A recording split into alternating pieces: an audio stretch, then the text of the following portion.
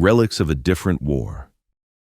In 1940, some soldiers entered World War II carrying rifles designed for a battlefield that no longer existed. These weapons weren't just old, they belonged to a different way of surviving war. And in a mechanized conflict, that difference could mean the time it took to live or die. The French Lebel M1 stands as the clearest example. Designed in 1886, it fired the 850mm Lebel rifle cartridge and fed from an 8-round tubular magazine. In its era, it was revolutionary. By 1940, however, the rifle's 1.3-meter length and 4.4-kilogram weight reflected a battlefield that no longer existed.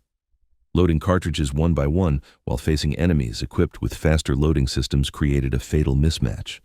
In a mechanized war, a slow firing rhythm was no longer a flaw, it was a liability measured in lives. The Vetterli, reissued to rear and secondary units, revealed the same problem even more starkly. Some variants still relied on large-caliber black powder ammunition. Each shot produced a dense cloud of smoke, instantly betraying the shooter's position. On a battlefield dominated by machine guns and artillery, such visibility was not merely dangerous, it was often decisive. These rifles were not useless, but World War II was not a war that forgave delay. Reliability alone was no longer enough. Speed and compatibility with modern combat decided survival. They could fire, they could kill, and they demanded courage from the men who carried them. Yet they embodied a brutal reality of World War II. Modern warfare does not reward nostalgia. Technology that arrives late does not get time to catch up. This concept reminds us that the war was not fought solely with cutting-edge weapons. It was also fought with inheritances from the past, placed into the hands of soldiers expected to survive the future. Accuracy before power. After the truly outdated rifles, the battlefield began to fill with weapons that looked unmistakably modern. They were compact, reliable, and above all, accurate. The problem was that hitting a target did not always end the fight. Japan's Arisaka Type 38 clearly reflects this philosophy. Firing the 6.5 high 50mm SR cartridge at a muzzle velocity of roughly 760 meters per second, the rifle produced mild recoil and a stable trajectory. Soldiers could maintain control and accuracy even during sustained fire. In jungles and mountainous terrain, where targets appeared briefly and unpredictably, this consistency mattered. What happened on impact, however, told a different story. The lighter projectile carried less kinetic energy than the American 30.06 or the German 7.92 and 57mm. Combat reports from China and the Pacific describe situations in which wounded soldiers were still able to move, react, or return fire for several crucial seconds. At close range, those seconds could decide the outcome of an engagement. Italy's Carcano M91 followed the same path. Chambered in 6.52mm, it offered controllability and respectable accuracy under ideal conditions. Yet its 6-round en-bloc clip system and inconsistent wartime ammunition production reduced its real-world effectiveness. Post-war criticism often focused on the rifle itself, overlooking the more fundamental issue of insufficient stopping power. This group of rifles represents a transitional phase in infantry warfare. They allowed soldiers to hit more often than ever before. For many soldiers at the time, battlefield experience created a perception that accuracy alone was not enough, especially in close-range encounters where seconds mattered. Built to survive. At a certain point in World War II, rifles stopped being symbols of innovation and became tools of survival. This group of weapons did nothing exceptionally well, yet performed everything reliably enough. On the battlefield, good enough often meant staying alive. In conditions where exhaustion erased training and fear destroyed precision, a rifle that simply worked could mean the difference between firing again or never firing at all. The French MAS 36 embodies this philosophy. Chambered in 7.554mm, it delivered solid stopping power comparable to other full-power cartridges of the era. Measuring just over 1 meter in length and weighing around 3.7 kilograms, it was compact and sturdy. What truly set it apart was its design philosophy. The MAS 36 was built to function even when handled by soldiers with minimal training. Its simple mechanism resisted dirt, mud, and neglect. In the chaos of war, that quiet reliability mattered more than refinement. The Berthier-Manille 1907-15 followed a similar path, Firing the older 8x 50mm Lebel cartridge and using a clip-fed system, it significantly improved reload speed compared to the original Lebel rifle. Despite its dated origins, many French soldiers found it more forgiving under pressure, not because it was advanced, but because it worked when needed. Rifles in this category rarely dominate discussions about the best weapons of the war. Yet they share an overlooked advantage, a low failure rate under real battlefield conditions.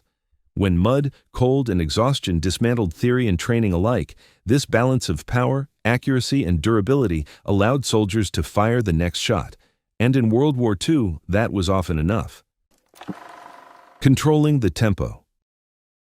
At this stage, the rifle was no longer judged solely by accuracy. It became a weapon of tempo. When both sides could hit their targets, the side that controlled the rhythm of fire gained the upper hand. The British Lee-Enfield perfectly embodied this idea. Although still a bolt-action rifle, its exceptionally smooth action and 10-round magazine allowed soldiers to fire far faster than most contemporaries. British training emphasized the famous Mad Minute, where trained riflemen could fire 20 to 30 aim shots in 60 seconds at 300 meters. In combat, German units occasionally mistook Enfield fire for light machine guns due to the sheer volume of rounds hitting their positions. In that moment, the rifle stopped being a tool of precision. It became a weapon of pressure.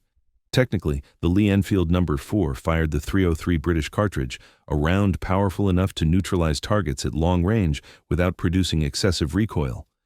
This balance allowed soldiers to sustain a high rate of fire while maintaining control and accuracy. Over prolonged engagements, that consistency mattered more than raw power. The Czech Vers 24 reflected the same battlefield tier through a different approach. Chambered in 7.92 x 57mm Mauser, it emphasized precision and durability rather than speed. When captured and reissued by German forces, the Vers 24 earned a reputation for reliability and accuracy under harsh conditions.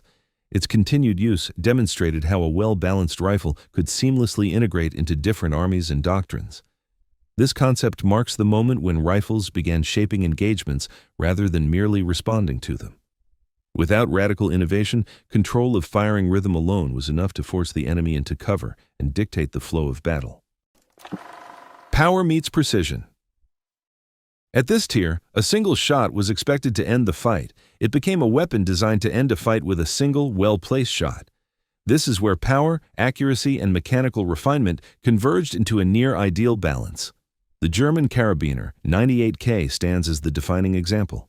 Chambered in 7.92 57mm Mauser, its projectile left the muzzle at roughly 760 to 785 meters per second, carrying enough energy to penetrate light cover and incapacitate a target decisively. Shorter and more compact than the Gewehr 98, weighing about 4.1 kilograms and equipped with precise iron sights, the Kar98k was lethal in the hands of a trained marksman. It is no coincidence that this platform formed the basis for most German sniper rifles of the war. The American Springfield M1903 represents the same standard through a different doctrine. Firing the .30-06 Springfield cartridge at approximately 850 meters per second, it delivered greater muzzle energy than most contemporary infantry rounds. Its robust bolt-action mechanism and finely adjustable sights allowed for exceptional accuracy at ranges beyond 500 meters. Early in the war, many U.S. units still favored the M1903 over semi-automatic rifles when precision and decisive fire were required. This concept reflects classical warfare thinking at its peak. Every shot was deliberate, every trigger pull carried the potential to alter the battle. In skilled hands, these rifles did not merely hit targets, they ended engagements. Trust in the shot. At this stage, rifles were no longer judged by caliber or rate of fire alone. Their true value lay in mechanical refinement, where every detail served a single purpose, ensuring that the shot landed exactly where the soldier intended, under any condition. The Finnish Mosin-Nagant M39 exemplifies this concept.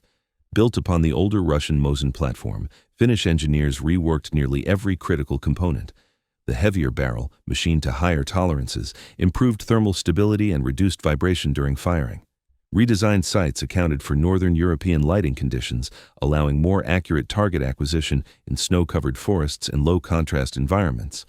Although it fired the powerful 7.62 4mm Lebel rifle cartridge, recoil was better managed through an optimized stock design, transforming raw power into controlled precision. The technological advantage extended beyond accuracy. The bolt system was refined to operate smoothly in extreme cold, where sub-zero temperatures could immobilize lesser rifles. During the Winter War, engagements at ranges of 400 to 600 meters were not exceptional, but routine. Reliability at these distances was not theoretical. It was proven daily under combat conditions. At this tier, the rifle ceased to be merely a mass-issued weapon. It embodied sniper-level thinking, even when placed in the hands of ordinary infantry. Technology did not make the rifle faster. It made each shot trustworthy enough for a soldier to stake his life on it. Speed over perfection. At this stage, the rifle was no longer expected to simply hit its target. It was expected to fire again immediately. This marked the true battlefield arrival of the semi-automatic infantry rifle, bringing with it both unprecedented potential and significant compromise. The Soviet SVT-40 illustrates this transition clearly. Chambered in 7.62 54mm Lebel and powered by a gas-operated system, the SVT-40 allowed soldiers to maintain continuous fire without breaking their sight picture. In practical terms, this meant a trained rifleman could deliver twice the effective rate of fire of a bolt-action weapon within the same engagement window. On paper, it represented a revolutionary shift in infantry firepower. Yet, innovation came with fragility. The SVT-40 demanded cleaner ammunition, more attentive maintenance, and a higher level of training. In the early years of the war, under conditions of rushed instruction and brutal environments, these requirements were not always met. As a result, its battlefield reputation varied widely. Notably, when captured by German forces, the rifle was often retained and issued to experienced troops who recognized and exploited its semi-automatic advantage. Germany's Gewehr 41 reflected a similar ambition, constrained by doctrinal caution. Its complex gas system, which avoided drilling the barrel, resulted in a heavier and less reliable rifle. Accuracy remained respectable, but maintenance was difficult, and operational reliability suffered. It became a lesson in how difficult it was to merge traditional infantry doctrine with emerging technology. This concept represents a critical turning point in small arms history. Rifles began shifting from a single deliberate shot to a sequence of rapid decisions. The technology was not yet mature, but the future of infantry combat was unmistakably taking shape. These rifles failed not because the idea was wrong, but because the battlefield arrived before the technology was ready.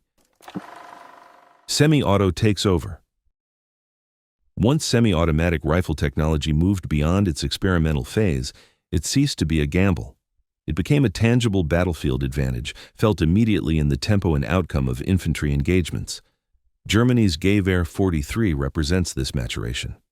Chambered in 7.92 57mm Mauser and powered by a simplified gas-operated system, the G43 offered sustained fire without sacrificing practical accuracy. Its detachable 10-round magazine dramatically improved reload speed, particularly in sudden mid-range encounters where seconds determined survival. From an engineering perspective, the G43 reflected a shift in priorities. Rather than pursuing theoretical perfection, German designers focused on a weapon that could be produced, maintained, and trusted under wartime constraints. Components were simplified to withstand mass production amid Allied bombing, yet durability remained sufficient for frontline use. At engagement distances of 300 to 500 meters, the G43 retained accuracy comparable to elite bolt-action rifles, while its rate of fire decisively altered the rhythm of combat. Perhaps most telling was its rapid adoption as a semi-automatic sniper platform. Fitted with optical sights, the G43 allowed marksmen to engage multiple targets in quick succession without breaking position. This represented a fundamental doctrinal shift. For the first time, precision and sustained fire coexisted within a single infantry rifle. This concept marks the moment when the semi-automatic rifle stopped being an alternative and became a dominant force. Bolt-action rifles remained accurate, but they no longer dictated the battlefield. The balance of infantry combat had permanently shifted. The infantry game changer. At the final stage of this evolution, the infantry rifle ceased to be a compromise. It reached a rare equilibrium in military history, powerful, accurate, fast, and reliable enough to fundamentally change how infantry fought. The American M1 Garand stands at this pinnacle. Chambered in .30-06 Springfield, its projectile left the muzzle at approximately 850 meters per second, delivering significantly greater energy than most contemporary service rifles. Yet its defining strength was not raw power alone. Its gas-operated semi-automatic system functioned reliably in the mud of Europe and the dust of the Pacific, allowing soldiers to fire 8 consecutive rounds without manual cycling. In combat, this translated into a structural shift in infantry warfare. A U.S. squad equipped with Garands could sustain a far higher volume of fire than opposing forces armed with bolt-action rifles, even without machine gun support. Individual soldiers no longer needed exceptional marksmanship to dominate an engagement. Keeping the target in sight and maintaining pressure was enough. From an engineering perspective, the Garand was not overly delicate or complex. It was optimized. The 8-round en-bloc clip limited flexibility in reloading, but it ensured simplicity, durability, and resistance to malfunction. This was a deliberate design choice that prioritized reliability above all else, a philosophy validated repeatedly in combat. Its battlefield impact was so profound that General George S. Patton famously called it the greatest battle implement ever devised. The statement was not an exaggeration. The M1 Garand did more than win firefights. It reshaped infantry doctrine. After World War II, the bolt-action rifle would never again define the standard for frontline infantry weapons. But the Garand was not the end of the story. It was the beginning of a new problem: how to control firepower that no longer needed to slow down. Thanks for watching. If you enjoyed this video, please like, subscribe, and drop a comment so we can bring you more powerful history stories.